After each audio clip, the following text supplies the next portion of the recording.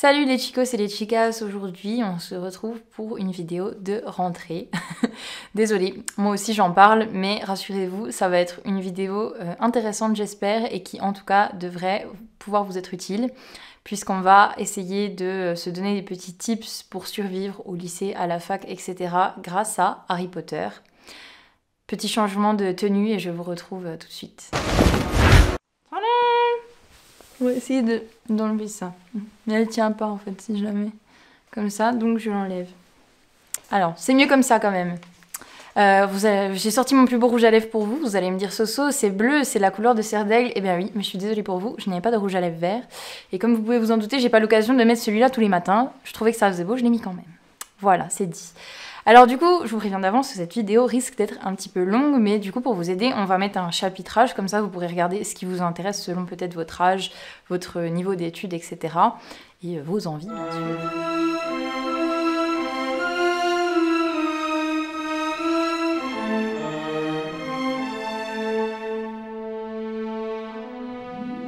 Petit propos introductif avant qu'on s'y mette vraiment. Le but du coup de cette vidéo, c'est d'utiliser Harry Potter pour voir ce que ça peut apporter dans votre scolarité, dans vos études, etc. Parce que pour moi, c'est très important le fait que la culture populaire puisse être utile dans les études. Il n'y a pas que la culture, entre guillemets, classique qui sert à quelque chose. Et justement, c'est une vraie preuve d'intelligence que de savoir montrer qu'on a des références très variées et qu'on peut les utiliser et en tirer une vraie réflexion.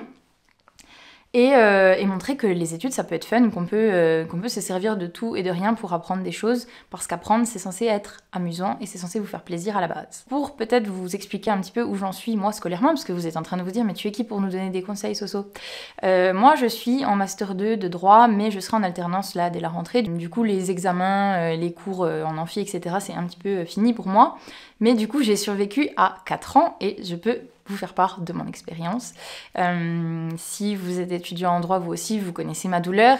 Si vous allez l'être à la rentrée, pas de panique, on va essayer de vous aider, moi et peut-être les gens en commentaire, à vous aider à survivre au mieux. Dans cette vidéo, on va parler du coup de choses qui concernent le lycée et d'autres qui concernent justement les études plutôt de droit parce que moi j'ai pas étudié autre chose donc je ne peux pas trop vous aider en physique quantique malheureusement. Du coup j'ai eu mon bac avec mention très bien, c'était un bac ES et je me sens vieille parce que ça n'existe déjà plus. Du coup c'était en 2016. Et après, j'ai fait du droit, j'ai fait une année de pause, du coup, où j'ai fait un service civique, où j'étais pas en études. Là, l'année dernière, j'ai fait mon M1, enfin cette année, quoi, en gros. Et à la rentrée, je serai en M2. Je suis en droit des affaires, en conformité. Ne me jugez pas trop vite, je suis quand même une bonne personne, j'espère. Et du coup, voilà, ma licence, je l'ai eue avec mention bien, donc j'ai pas trop mal géré le game, même si... vous le verrez peut-être dans mes anecdotes après, je ne pense pas être la personne la plus organisée qui soit. Néanmoins, je vais essayer de mettre ma désorganisation à votre profit aussi. Avant du coup de commencer et de faire la distinction lycée-université, j'avais envie de donner quelques conseils généraux pour vous motiver pour cette rentrée. Premier conseil que j'ai à donner, c'est... soyez un jumeau Weasley dans la vie, ne vous laissez pas parasiter entièrement par les études. Je ne pense pas que ce soit une très bonne idée d'être une Hermione Granger dans la vie, parce que dans la vraie vie, vous allez faire un burn-out en étant comme ça. Donc prenez les choses avec légèreté, rappelez-vous qu'il n'y a jamais de question de vie ou de mort, même si je sais que des fois on se laisse déborder par les enjeux, parce que ça peut être très stressant, surtout si vous entrez dans les études supérieures, je comprends très bien.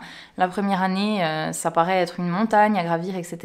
Mais en fait, non, vous avez un cerveau, vous êtes intelligent, donc vous allez très bien vous en sortir et vous ne jouez pas votre vie en fait.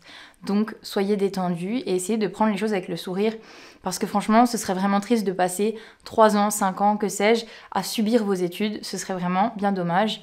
Et si vous n'êtes pas content, cassez-vous, comme les jumeaux Weasley. I've always felt our futures lay outside the world of academic achievement. Fred, I've been thinking exactly the same thing. Faites ce que vous avez envie de faire, sinon ça va être difficile. Je vous dis ça, mais vous verrez peut-être que moi j'ai pas toujours appliqué ça, mais bref, vous avez compris. Essayez de faire ça ira mieux. Le deuxième conseil que j'ai à vous donner, c'est chacun ses méthodes. Comme vous le voyez dans Harry Potter, il y a différents types d'étudiants. Je dirais que Hermione est un peu au max du game, et puis un peu au milieu, vous avez Harry qui est là, bon, il bosse un peu ses trucs quand même, mais pas trop, il est un peu à l'arrache.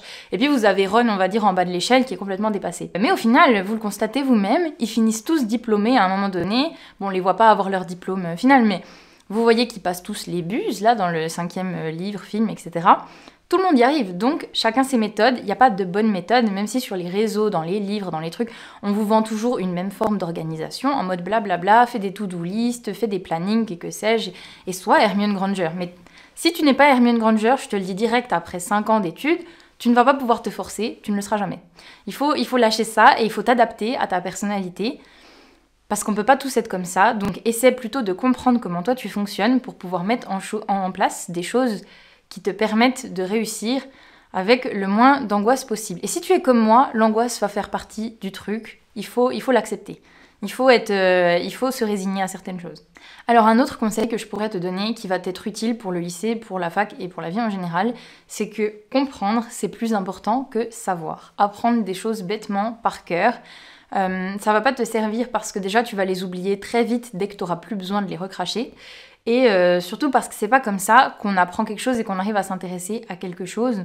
Et c'est en arrivant à intégrer le savoir et à savoir le retranscrire à ta façon que tu auras vraiment progressé et réussi quelque chose. Et c'est très important à comprendre dans tes études. Et je le dis notamment pour ceux qui peut-être vont commencer du droit. On croit souvent que le droit c'est du par cœur, etc. Certes, il y a pas mal de choses à apprendre par cœur, même si moi je l'ai jamais beaucoup fait.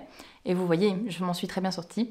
Mais c'est pas la base des choses. Par exemple, la base du droit, si c'est ça que vous allez faire, c'est de comprendre les raisonnements, de savoir les appliquer, de savoir lire et intégrer des informations et de savoir raisonner, plus que de recracher par cœur tel ou tel article. Voilà, ça c'est important de le savoir et ça vous aidera beaucoup. Autre conseil, c'est d'être vous-même, parce que évidemment les études c'est d'abord apprendre, passer les examens, etc. Mais il va aussi y avoir une grosse partie de vie sociale qui vient avec, surtout si vous entrez dans l'enseignement supérieur, etc. Et j'ai une très bonne nouvelle pour vous, si vous allez à la fac, il va y avoir vraiment beaucoup de monde et vous allez être délivré de toutes ces espèces de castes et classes sociales qu'il peut y avoir au lycée, même si honnêtement je trouve qu'on exagère toujours beaucoup ça, enfin ça dépend peut-être des établissements. Parce que je sais qu'il y a une youtubeuse assez célèbre récemment qui a sorti un livre où elle ose faire une pyramide de popularité, où elle explique à quel échelon vous vous trouvez et tout. Il n'y a pas d'échelon dans la vie, il faut arrêter avec ça. Soyez vous-même, comme vous le voyez dans Harry Potter, Luna Lovegood, elle arrive à se faire des amis, ça se passe très bien et les gens l'aiment aussi pour sa bizarrerie. Soyez vous-même et ça ira beaucoup mieux. J'ai connu ça moi aussi en arrivant à la fac, d'essayer de me fondre dans la masse, etc. Et ça n'a pas été une très bonne idée que de renier un petit peu mes valeurs profondes. Donc vraiment, restez vous-même et vous allez être 500 dans l'amphi si par exemple vous allez en droit. Il y aura bien 1 ou 2 gogoles qui seront comme vous, ne vous en faites pas. Les derniers conseils, qui seront un peu plus rapides, c'est intéressez-vous à plein de choses et surtout ne vous fermez à rien. Et si vous sentez qu'il y a des sujets qui vous passionnent plus que d'autres, n'hésitez pas à vous investir là-dedans parce que peu importe les domaines, peu importe les connaissances que vous emmagasinez, ça pourra toujours vous être utile parce que plus vous apprenez de choses, plus vous faites de liens dans votre cerveau et c'est ces liens qui vous sont utiles pour raisonner et réfléchir dans n'importe quelle matière. Donc soyez vous-même, intéressez-vous à ce qui vous plaît vraiment, ce sera toujours utile et quoi qu'il en soit, donnez le maximum, pas au péril de votre santé ou de votre sommeil, mais essayez de vous dire que vous avez fait ce que vous pouviez faire, n'ayez pas de regrets, et surtout, ayez confiance dans vos capacités parce qu'on en a tous, et il n'y a rien d'insurmontable, et si c'est vraiment trop insurmontable, c'est peut-être que vous vous êtes trompé. Mais normalement, tout va très bien se passer, et aussi, dernière chose, restez humble un petit peu, comme vous le constatez dans Harry Potter, Hermione Granger peut un peu casser la tête à tout le monde au bout d'un moment. Besides, you're saying it wrong. It's Leviosa, not Leviosa. Parce que les gens comme ça, par exemple, dans un TD de droit, je sors un exemple personnel, c'est relou en fait. Vous allez être relou, vous allez saouler tout le monde, et votre prof, et vos collègues, parce qu'en plus, les gens comme ça, vous allez vite le découvrir hein, si vous y allez, et si vous y êtes déjà, je suis sûre que vous avez bim direct une personne de votre TD qui a popé dans votre esprit, à moins que cette personne ce soit vous, et dans ce cas-là, je vous aime pas trop, mais un peu quand même, mais pas trop. Et du coup, ces gens-là, fatigue tout le monde et en général surestime un petit peu leurs capacités. Donc l'humilité c'est bien aussi, surtout si vous êtes au début. Restez ouvert, restez à l'écoute. Voilà les petits conseils un peu généraux de base que je peux donner qui peuvent servir à tous les niveaux. Maintenant on va passer à la suite de cette vidéo qui du coup sera divisée en 2 parties. Ce qu'Harry Potter peut vous apporter pour le bac notamment, pour les études au lycée, et ce qu'Harry Potter peut vous apporter si vous êtes étudiant en droit.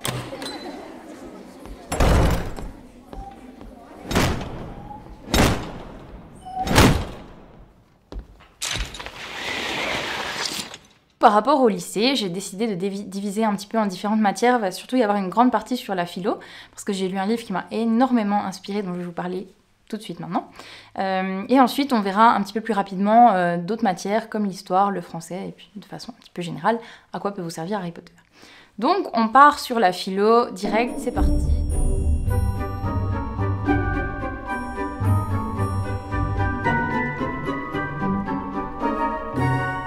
Je vais tout de suite vous montrer le livre formidable qui m'a inspiré cette partie. Il s'agit donc du livre Harry Potter à l'école de la philosophie de Marianne Chaillan, qui est vraiment une femme formidable que vous connaissez peut-être déjà parce qu'elle fait souvent des vidéos de vulgarisation. Elle passe sur Combini, des choses comme ça. Elle a déjà parlé aussi de la philo par rapport à Game of Thrones, etc. Mon accent anglais. Je donnerai pas de tips pour l'anglais. Voilà. Donc j'espère qu'elle m'en voudra pas trop. Déjà, elle va pas voir cette vidéo, mais si elle la voyait, j'espère qu'elle m'en voudrait pas trop de divulguer un petit peu ses idées. Mais en même temps, elle le fait elle-même très souvent, donc je pense qu'il n'y a pas de souci. Je vais essayer d'être quand même assez synthétique. Déjà, vraiment, un grand conseil, si vous n'avez pas encore lu les Harry Potter, c'est une excellente idée parce que déjà, la lecture, c'est important, surtout si vous êtes au lycée, parce que mine de rien, c'est comme ça qu'on acquiert du vocabulaire, des bonnes tournures de phrases, etc. Et parce que les livres Harry Potter sont quand même bien plus développés que les films, et je pense que les deux sont très complémentaires, donc c'est bien d'avoir les deux. Et ça vous fera des références littéraires en plus, parce que mine de rien, Harry Potter est en train de devenir un classique, même si vous aurez sûrement des profs de français qui vont vous dire le contraire. Du coup, Marianne Chaillan, dans son livre, explique qu'on peut distinguer les pensées de différents philosophes majeurs, dont vous entendrez sûrement parler au cours de votre année de terminale, pendant laquelle vous allez étudier cette merveilleuse discipline qu'est la philosophie. Donc là, normalement, vous verrez cette vidéo en septembre, donc ce sera le début. Je sais que moi, j'ai pas eu un très bon prof de philo, j'espère qu'il verra pas cette vidéo. Et du coup, ça peut être assez décourageant, parce que c'est une matière un petit peu obscure, mais vraiment... Si c'est votre cas aussi, que vous avez un prof qui est pas super, etc., ne vous découragez pas, parce que la philo, c'est très intéressant. Ça peut vous apporter plein de choses dans votre vie de jeune adulte.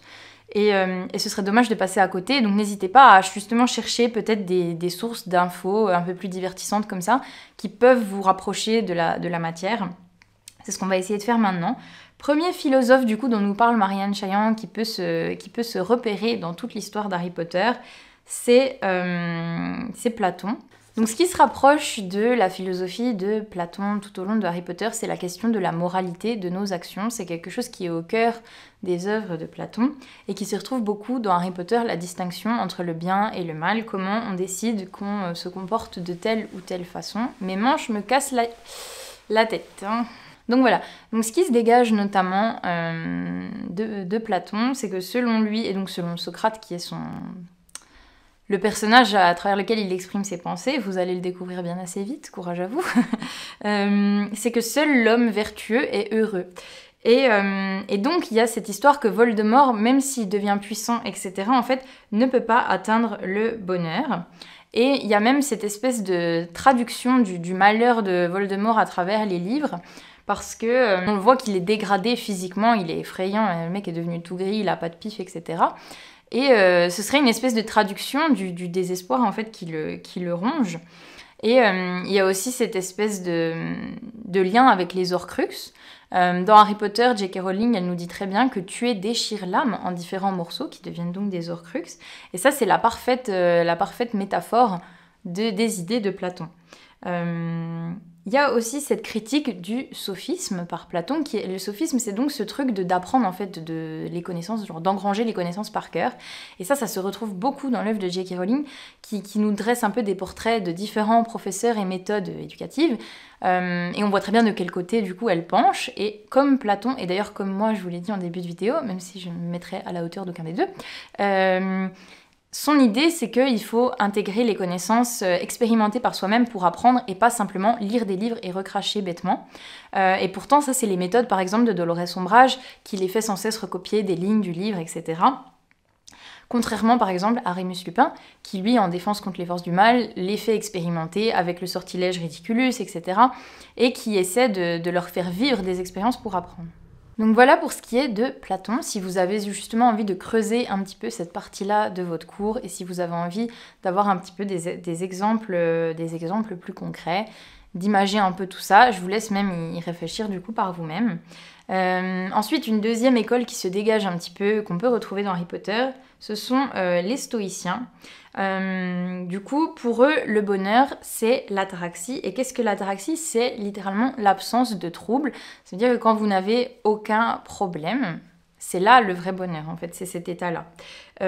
Et pour atteindre l'ataraxie, selon les stoïciens, il y a différentes choses à faire. Épictète notamment, je vous cite, un des stoïciens, ça peut servir si jamais vous l'avez vu en cours, etc.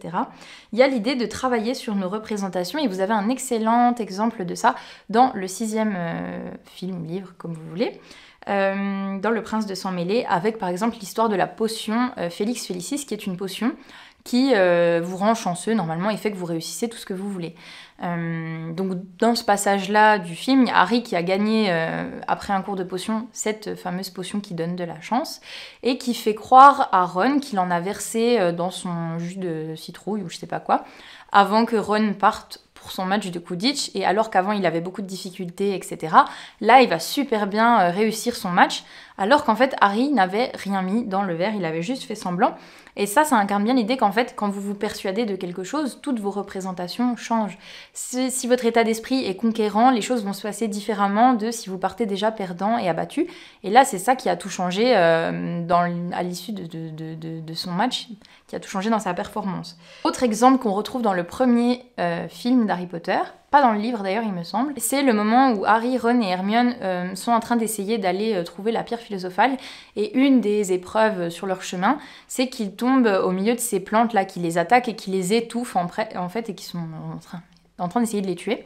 Et Hermione dit clairement qu'il faut essayer de se détendre pour réussir à échapper aux plantes, ce qui fonctionne pour elle quand elle arrive à le faire, et on voit très bien que Ron qui continue d'aller contre le courant et qui continue de s'angoisser, d'hurler, etc.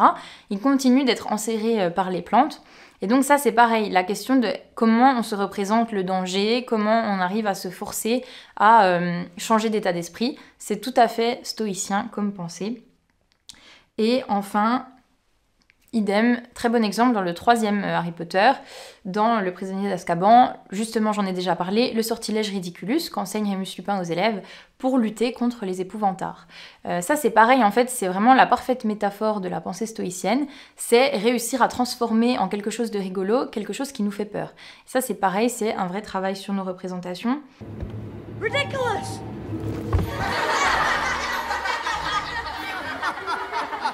Et puis il y a le fait aussi, voilà, parfait exemple, je finis là-dessus, la question de nommer ou pas Voldemort. Voldemort. Donc, comme vous le voyez, il y a certains sorciers qui choisissent de faire des espèces de périphrases pour ne pas l'appeler, qui disent celui dont on ne doit pas prononcer le nom, vous savez qui, etc. Et au final, Hermione le dit très bien, enfin, elle cite Dumbledore qui dit que la peur du nom renforce la peur de la chose elle-même. Et ça, c'est encore un très bon exemple de comment nos représentations peuvent influencer notre vie et justement notre poursuite du bonheur, en quelque sorte. Pour les stoïciens, il est aussi important en fait de savoir maîtriser ses désirs. C'est-à-dire que si vous vous laissez dominer par des envies irréalisables, ça ne peut vous conduire qu'au malheur parce que vous allez vous torturer à penser à ça, etc.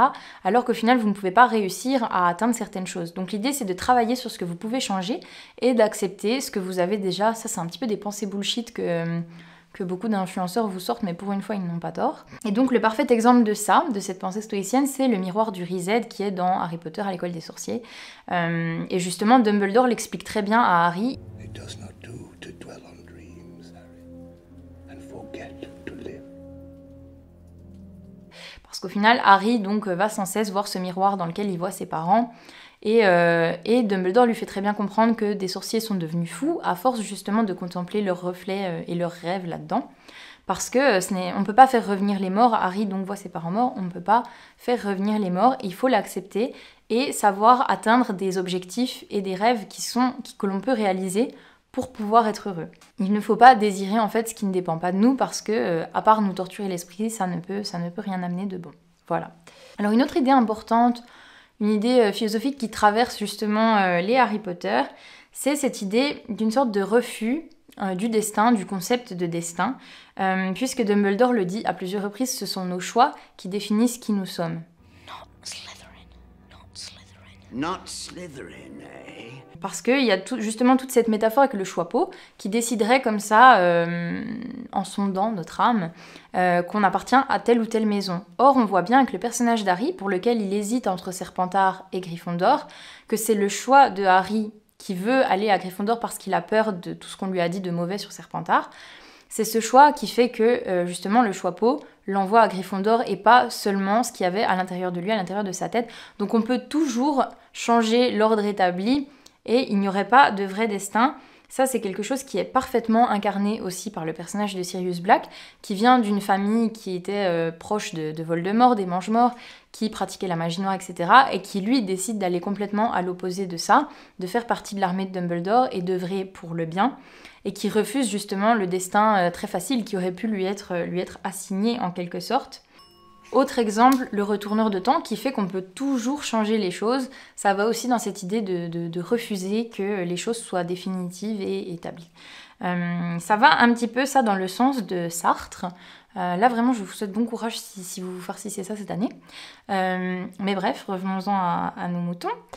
Sartre qui dit que l'existence précède l'essence et que donc c'est ce que vous faites en existant qui est plus important, qui prime sur votre essence profonde.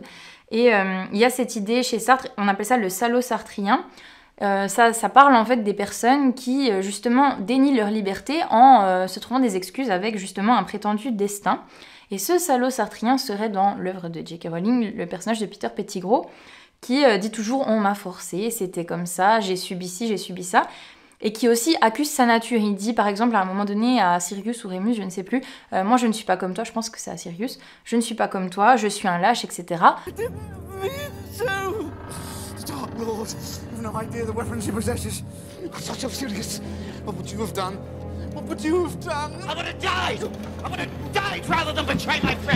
Comme si sa lâcheté était inhérente à sa personne et qu'il ne pouvait pas le changer. Et c'est un petit peu trop facile, entre guillemets, de se cacher derrière ça. Et toute la saga Harry Potter va à l'encontre de cette idée. Alors, autre philosophe majeur qu'on peut vraiment retrouver dans Harry Potter, il s'agit de Nietzsche. Et notamment des idées qu'il développe dans Par-delà bien et mal. Courage à vous si vous lisez ça. Donc en fait, il y a cette idée chez Nietzsche qu'il faudrait renverser des valeurs établies pour être fort. Selon lui, les valeurs ont été établies par les faibles, justement, pour justifier leurs échecs, etc. Et leurs conditions. C'est un petit peu ça le truc. Et donc, selon lui, par exemple, il faudrait refuser la pitié, l'empathie, etc. parce que ce seraient des choses qui vous rendent faibles. Et il faudrait par contre embrasser ses passions toniques, c'est-à-dire, je sais pas, tous les tripes un peu de Voldemort, genre j'ai envie d'être puissant, de conquérir ci ou ça. C'est ce qu'on pourrait penser de prime abord. Sauf que du coup, dans son livre, Marianne Chaillon, elle explique très bien que c'est plus complexe que ça.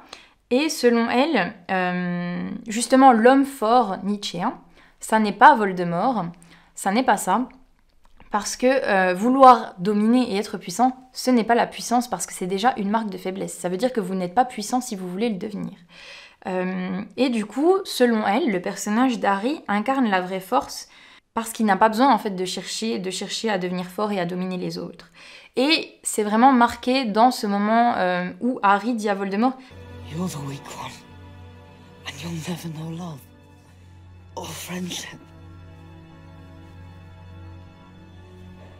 And I feel sorry for you. » Parce qu'il comprend en fait que lui, les valeurs qui lui ont été inculquées, l'amour, la défense de son prochain, je ne sais pas, la paix, etc., c'est ça qui font sa force parce que ça lui donne une espèce de force tranquille et il est prêt à affronter la vie et ce qui s'amène à lui. Parce que justement, la faiblesse de Voldemort, c'est que c'est quelqu'un qui est terrorisé par tout un tas de choses, et notamment la mort. But only I can live forever.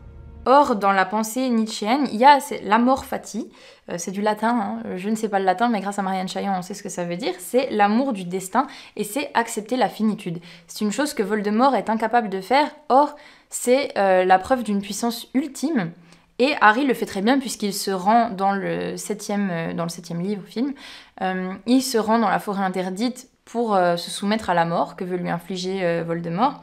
Il accepte son destin et c'est ça qui fait vraiment sa force, c'est qu'il est prêt à mourir pour son combat, pour ses idées et qu'il n'a pas peur. Et enfin, dernière chose intéressante que vous pouvez aussi développer que vous pouvez utiliser pour développer votre pensée philosophique grâce à Harry Potter, c'est le personnage de Dumbledore qui incarne vraiment la nuance et qui montre qu'on peut toujours osciller entre bien et mal et qui pose tout un tas de questions. Je vais peut-être pas développer ici parce que c'est une grosse partie du livre et il y aurait beaucoup de choses à dire sur lui. Mais c'est l'idée que les valeurs, etc., c'est quelque chose de questionnable, c'est quelque chose qu'on invente, c'est des choses que les humains ont définies, qu'est-ce qui est bon, qu'est-ce qui est mauvais, etc. Dumbledore, pardon, c'est un personnage qui synthétise un petit peu tout ça. Et petite chose que développe Marianne Chaillon que j'ai trouvé intéressante, elle dit que justement il y a une critique de la morale utilitariste de certains philosophes justement qui voudraient que on puisse faire des sacrifices pour le plus grand bien. Et ça c'est quelque chose que Dumbledore accepte et prône dans sa jeunesse avec Grindelwald quand ils essaient de conquérir les reliques de la mort, etc., qu'ils ont envie que les sorciers dominent, blablabla. Ils pensent que c'est pour le plus grand bien et ça ne les gêne pas qu'il y ait tout un tas de pots cassés sur le côté. Or, on voit que le cheminement de Dumbledore, c'est qu'à la fin des Harry Potter, ça l'embête de sacrifier Harry et qu'il n'est plus prêt à sacrifier même ne serait-ce qu'une seule personne pour le bien commun, parce qu'il s'est rendu compte que le sentiment moral primait sur tout ça. Et selon Marianne Chaillon, dans Harry Potter, il y a une espèce de contagion de la vertu. Si chacun est vertueux dans ses actions, tout le monde le sera. Et c'est plus ça son idée qui est développée à l'encontre justement de cette morale utilitariste. Et ça, c'est un peu une idée propre à Harry Potter. Je ne saurais pas la rapprocher d'un autre philosophe. Parce que, comme elle l'explique dans la deuxième partie du livre, il y a toute une philosophie propre à Harry Potter qui est développée. Je vous laisse réfléchir à tout ça et lire le livre aussi si ça vous intéresse parce qu'il est vraiment hyper chouette, hyper accessible, tout est très bien expliqué. La preuve, j'ai tout bien compris pour réussir à vous le réexpliquer. Je sais pas si j'avais un esprit prêt pour la philo, j'ai eu 20 au bac de philo sans trop savoir, donc vraiment ne vous bloquez pas sur cette matière, parce que la preuve, quand on a l'impression de rien comprendre, tout est possible quand même. Si vous aimez bien un peu vous torturer l'esprit, réfléchir, et que vous savez à peu près écrire, tout va très bien se passer. Normalement c'est encore présent dans votre bac, parce que du coup depuis longtemps ils ont changé le bac, mais l'important c'est d'aimer réfléchir et développer pour réussir dans cette matière, donc vraiment ne vous inquiétez pas pour ça. On va passer à la deuxième partie sur le français, ce que Harry Potter peut vous apporter dans le français.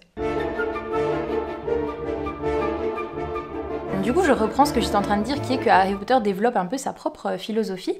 Pour moi, Harry Potter est un conte philosophique et du coup, vous pouvez le citer sans problème dans ce registre-là, si c'est de ça que vous devez parler dans une dissertation ou un travail, que sais-je, ou même en cours. C'est un conte philosophique sur l'acceptation de la mort et du coup, n'hésitez pas à développer l'idée que c'est une œuvre bien plus profonde en fait que ce qu'il n'y paraît.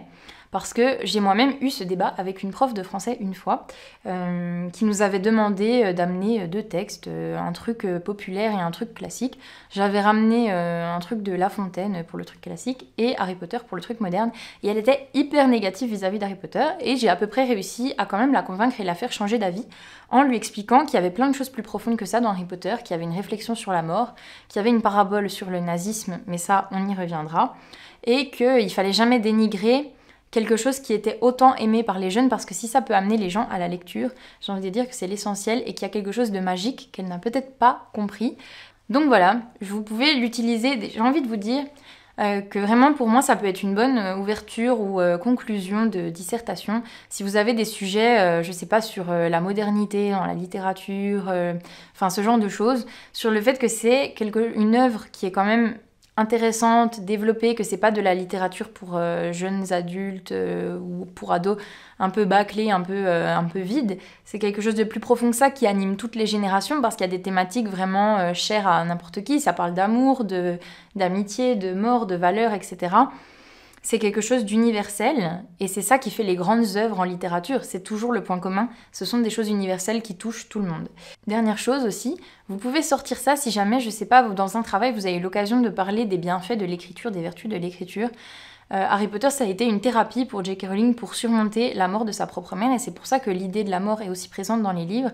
Et donc, au-delà de votre point de vue de lecteur, ça a été une thérapie pour l'auteur et je pense qu'en tant que lecteur qui reçoive l'œuvre, ça nous apporte aussi beaucoup de choses, cette réflexion sur la mort. Il y a des choses très réconfortantes dans Harry Potter, donc si jamais vous avez un jour un sujet aussi sur ça, je sais pas, la mort dans la littérature et tout, n'hésitez pas à l'apporter. Je vous dis pas vraiment de pondre un paragraphe de dissert sur Harry Potter parce que ça c'est un petit peu osé à mon avis, même si vous avez des profs de plus en plus jeunes et de plus en plus ouverts d'esprit, mais en ouverture ou en conclusion, je pense que des fois ça peut être sympa. Et du coup, on passe à la partie sur l'histoire. Let's go!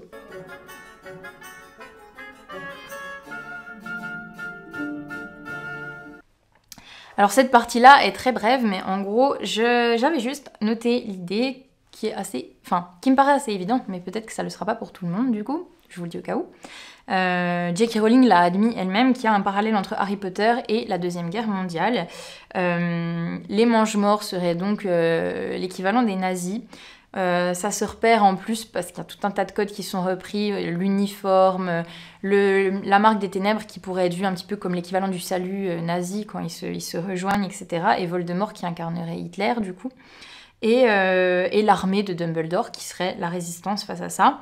Il y a en plus la même idéologie partagée par les Mange-Morts de cette idée du sang pur, que seuls les sorciers au sang pur ont de la valeur, un petit peu comme les nazis avec la race aryenne, etc.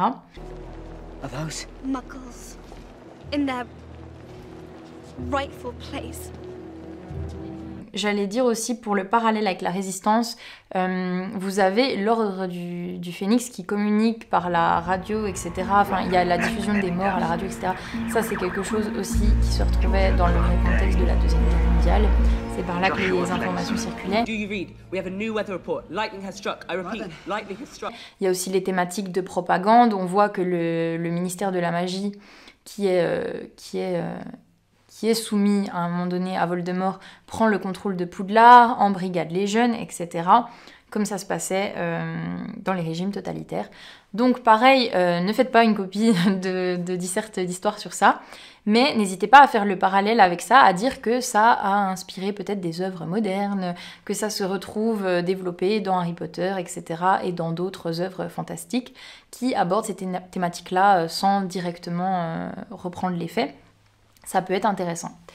Et du coup, ça m'amène en fait un peu à ma conclusion, qui est que ça peut... en fait, Harry Potter peut vous servir dans tout. Et d'autres références en fait, parce que je vous invite à chercher, mais les pensées philosophiques, etc., vous pouvez les retrouver dans plein d'œuvres. Là, moi, la première chose qui me vient sur la résilience, le bien et le mal, etc., Hunger Games, parce que du coup c'est aussi quelque chose qui concerne pas... Enfin, c'est une œuvre qui touche pas mal les jeunes. Il y a plein de choses, plein de parallèles à faire avec Hunger Games aussi, avec ce genre de choses, même avec Le Seigneur des Anneaux, si vous aimez bien aussi. Et du coup, votre culture personnelle peut vous aider à mieux comprendre les thématiques que vous étudiez, et puis les apporter dans votre copie, dans une disserte, etc. Ça montre que vraiment vous avez compris de quoi vous parlez, puisque vous savez le rattacher à des choses qui vous tiennent à cœur, à vous. Moi, ça a déjà porté ses fruits.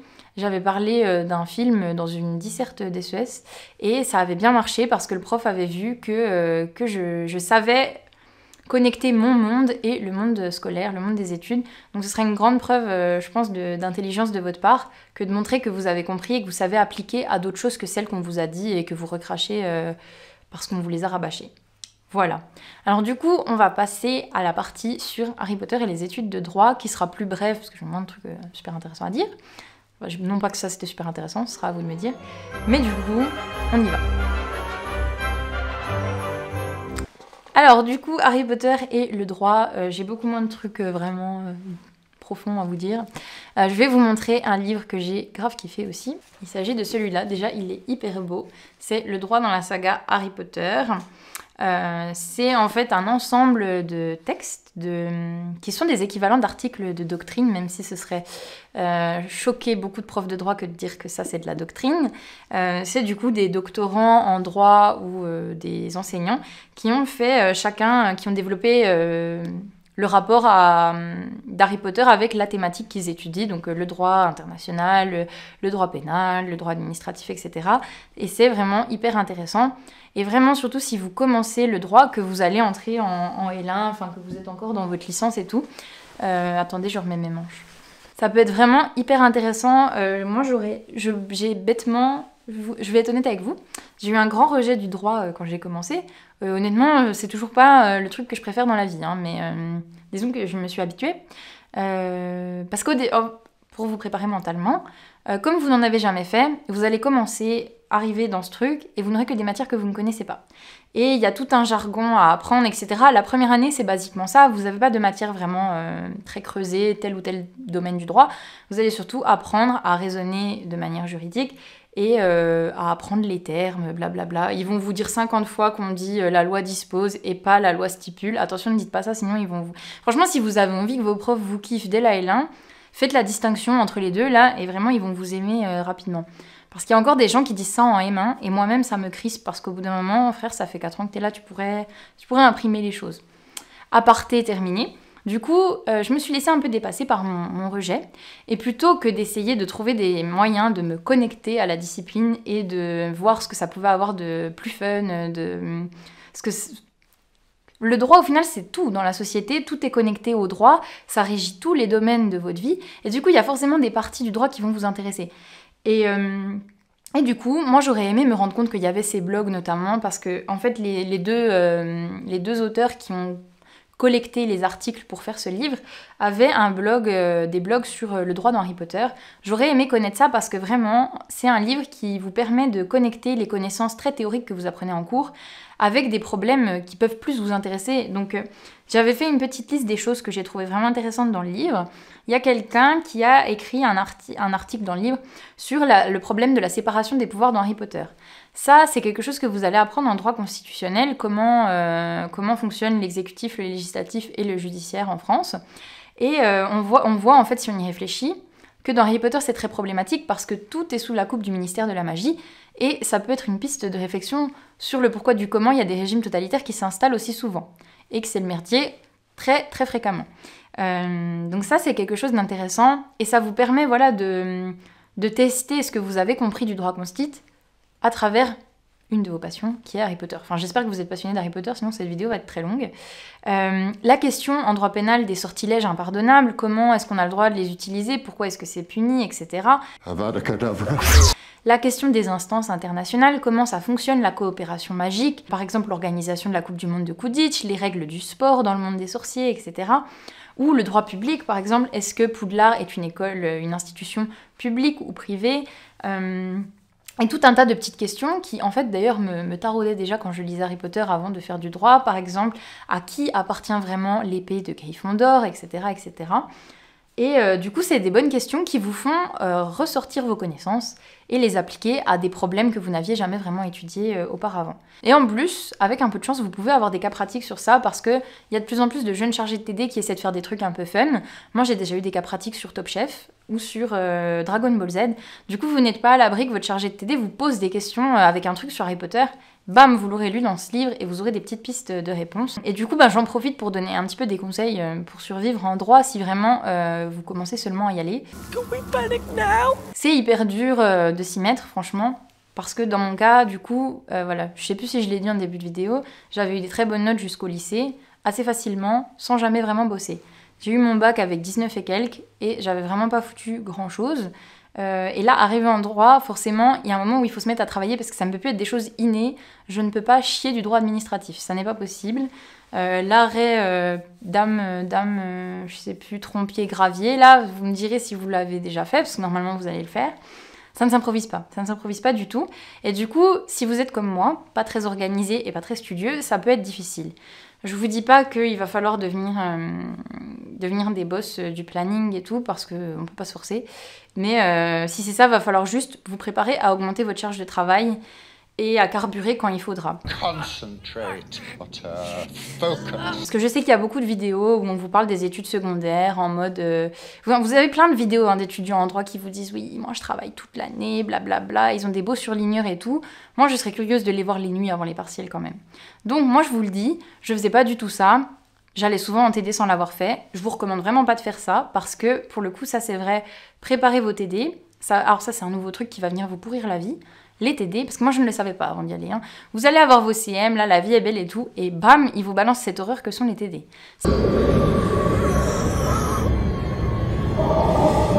Si comme moi vous n'avez pas de chance, vous allez tomber sur des psychopathes qui ramassent les trucs au hasard et qui vous font être en sueur à chaque fois que vous y allez. Du coup, préparez-vous. Ça, c'est difficile, surtout si vous êtes à la ramasse comme moi. Néanmoins, avec un peu d'effort, on finit par s'y faire, par se mettre dans le rythme.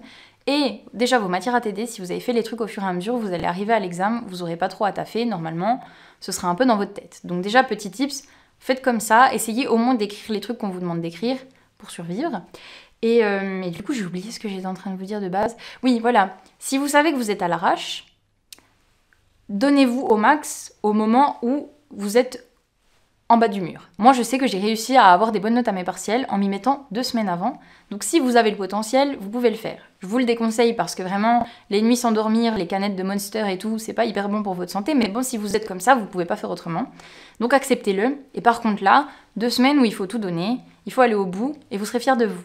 Donc adaptez-vous à votre fonctionnement et préparez-vous mentalement pour pas trop vous stresser. Parce que vraiment, le stress, c'est le pire truc en droit. Petit conseil aussi, ne vous laissez pas inquiéter par les autres parce que comme je le disais, il y aura toujours des Hermione Granger dans vos TD ou dans vos cours qui auront l'air de tout savoir et au final vous allez les baiser aux examens, disons-le comme c'est.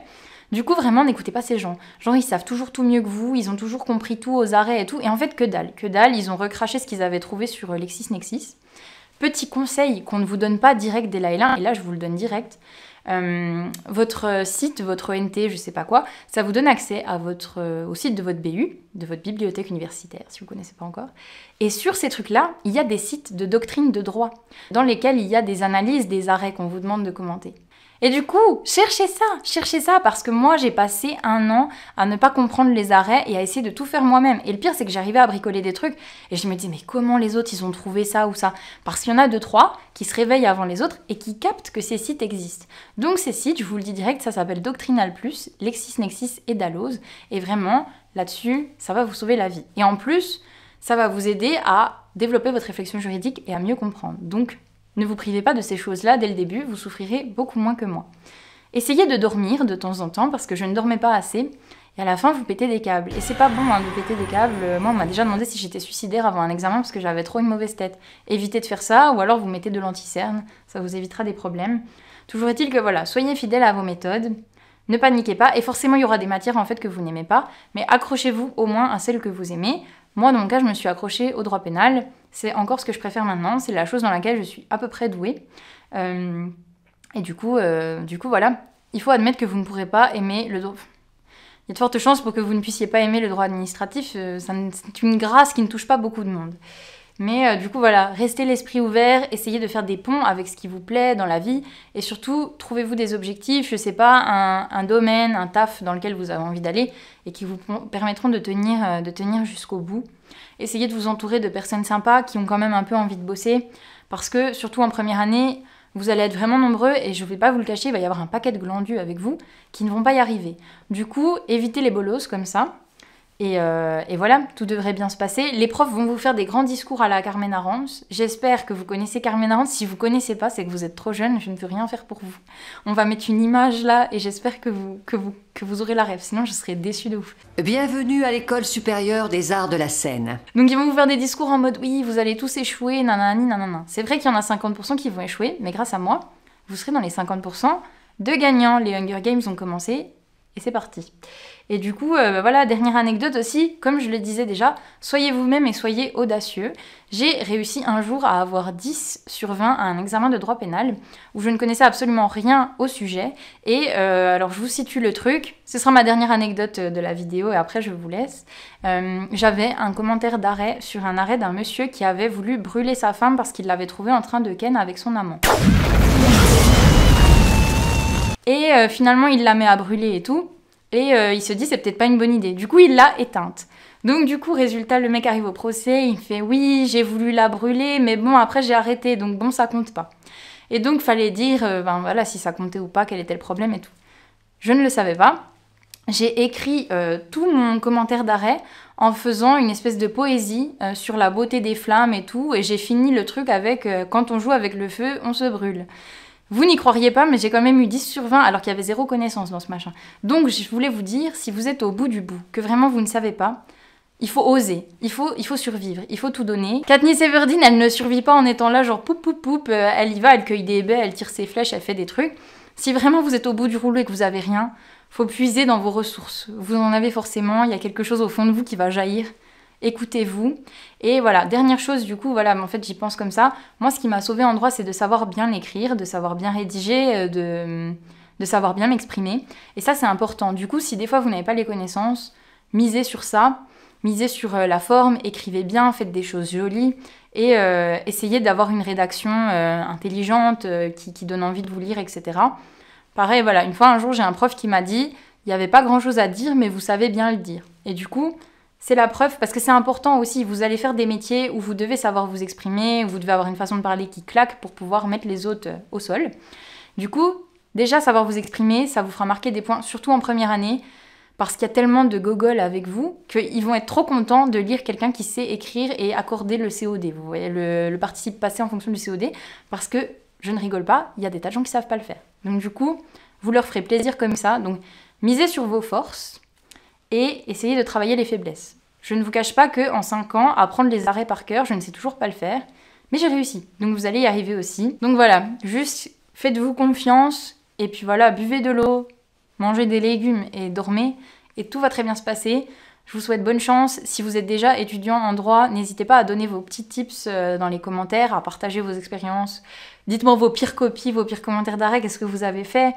Et puis voilà, soutenez-vous entre vous. Pareil, si vous passez le bac et tout va très bien se passer. Idem, genre, il n'y a pas à se stresser de la vie. Tout le monde vous dit de dormir avant, mais vraiment, si vous êtes à la bourre et que vous n'avez pas révisé, dormez pas, révisez. Moi, c'est mon conseil, j'ai fait comme ça. Parce qu'il y a un moment donné où il n'est plus temps de dormir, c'est fini. Mais du coup, voilà, croyez en vous, tout va très bien se passer. Soutenons-nous dans les commentaires si vous êtes quelques-uns à regarder la vidéo. Et puis, si vous aimez bien, bah, likez la vidéo parce que, bon, on débute, tu connais, tu vois. Et voilà, il faut faire les mendiants, genre abonne-toi, tout ça. Tu connais le discours, donc fais-le, quoi. Ne tergiverse pas. Et puis voilà, portez-vous bien. Courage. Comme on dit, le monde est à vous. Allez-y.